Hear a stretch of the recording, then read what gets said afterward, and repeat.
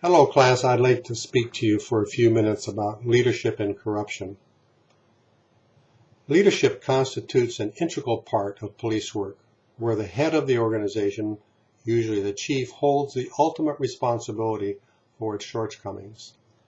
Conversely, this individual can greatly influence the success of an agency and have a significant impact on preventing corruption. In working toward the goals of a police department, the top commanding officers play a primary role in forming the organization's ethical climate. Those at this executive level can serve as the key to preventing corruption while maintaining the public's trust. As one researcher explained, principled leaders do not try to protect their own egos, put on a good appearance without substance in their decisions or efforts, or attempt to intimidate those under them. Instead, principled leaders work with their subordinates to create an ethical climate by developing principled agendas that explain the moral purpose of their department to all who are employed there. Any leader dedicated to taking on the task of stopping corrupt behavior must be careful, however.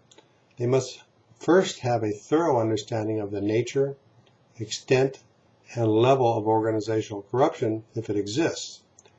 Any effort otherwise may be counterproductive. For without gaining the necessary understanding of the department's climate, police administrators actually may lower morale among members and strengthen the solidarity of those who will start to doubt their leaders' abilities to lead effectively.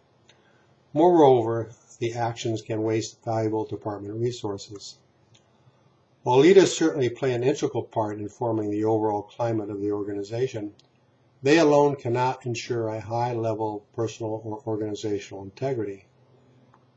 During a recent symposium on police integrity, one speaker noted that it's still our sergeants, lieutenants, and captains who have the daily and ongoing responsibility to ensure appropriate workplace standards are maintained. While ethical supervisors can help maintain an ethical workplace, the opposite is also true. Uncaring, incompetent supervision actually can promote misconduct. The possibility exists, however, that no matter how conscientious supervision is and how thoroughly they do their job, first and second level commanders cannot keep officers who are inclined to act unethically from doing so.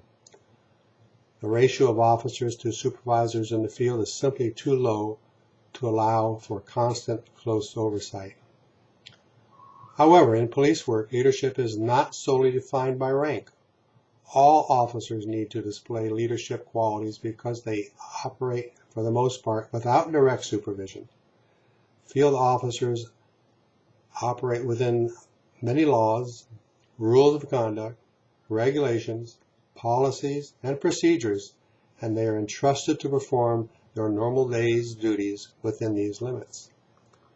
Supervisors generally are not involved in routine matters unless a complaint against an officer or a serious incident requires their presence. While it is incumbent upon the leaders to create an atmosphere that promotes ethical conduct, this responsibility also falls to each member of the organization to ensure that the standard of integrity is carried out. By example, remember the Rodney King tape? Remember seeing officers standing and watching the beating, including several supervisors, sergeants? Clearly, this incident was a leadership failure on the part of management, field supervision, and officers alike. Please continue with this week's assignments. Talk to you soon.